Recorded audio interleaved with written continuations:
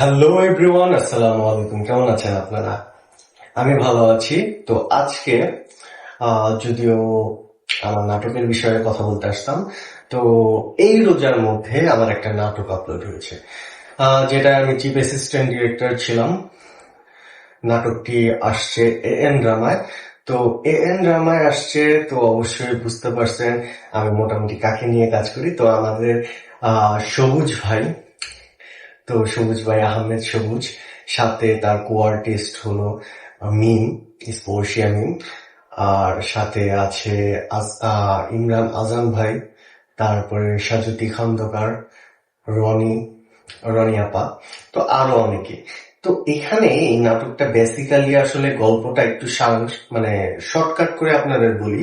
তো এই গল্পটা আসলে প্রবাসী ভাইদের জন্য, যে প্রবাসে যাওয়ার পরে যদি কোনো ফ্যামিলিতে গার্জেন না থাকে, তো ওই ফ্যামিলিতে তার ওয়াইফের কি পরিণতিটা হতে পারে। তো এখানে দেখানো হয়েছে যে সবুজ ভাই কতটুকু তার ফ্যামিলির জন্য কনসাল্ট ছিল, বাট যখন সে প্রবাসে একটা প্রবলেমে পড়ে, প্রবলেমে প্রবলেমটা আসার পরে দেখা যায় তার ফ্যামিলি, অ্যাজ লাইক তার ভাবি, তারপরে তার বড় ভাই তার বউয়ের সাথে খুব খারাপ আচরণ করে, এবং সাথে তার সাথেও করে, কারণ তার হাতে টাকা থাকে না। এখানে গল্পটার নাম বলি, গল্পটার নাম হলো টাকার সম্পর্ক। বিষয়টা আসলে দেখানো হয়েছে যে টাকার সম্পর্ক থেকে বড় সম্পর্ক হলো নিজস্ব রক্ত সম্পর্ক। তো এখানে রক্ত সম্পর্কটা বোঝানো হয়েছে পরবর্তীতে, একদম লাস্টে। আপনারা লাস্ট পর্যন্ত দেখলে অবশ্যই বুঝতে পারবেন যে কেন এখানে টাকা সম্পর্ক নামটা দেওয়া হয়েছে। এখানে আসলে টাকাই সব দেখানো হয়েছে।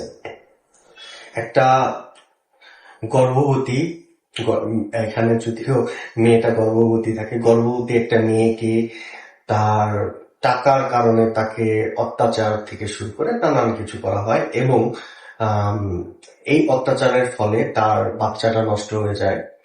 এবং সাথে দেখা যায় যে সবুজ ভাই অনেক প্রবলেম ফেস করে, আসার পরেও অনেক কিছু হয়। তো এই বিষয়টার কারণে দেখা যায় যে সবুজ ভাই অনেকটা প্রবলেম ফেস করে। টাকা না থাকার কারণে তাকে বাড়ি থেকে বের করে দেওয়া, হুমকি থেকে শুরু করে যাবতীয় সবকিছু করা হয়। তো প্রবাসীদের এই যে গল্পটা করা হয়েছে, এটা আই থিঙ্ক অনেক প্রবাসী ভাইদের সাথে মিলে যাবে। তো হ্যাঁ, সবাই বলবেন কার সাথে মিলে গেছে। গল্পটা দেখবেন, নাটকটা দেখবেন, নাটকটা দেখে কার কেমন লাগছে সেটাও আমাদের জানাবেন। আশা করি নাটকটা সবারই ভালো লাগার কথা। অনেক সুন্দর নাটক, সবারই ভালো লাগবে। আমি অবশ্যই কমেন্টে লিঙ্কটা দিয়ে দিব নাটকের। আর কার কেমন লাগছে অবশ্যই সেটা আমাকে জানাবেন। তো নাটকটা দেখেন।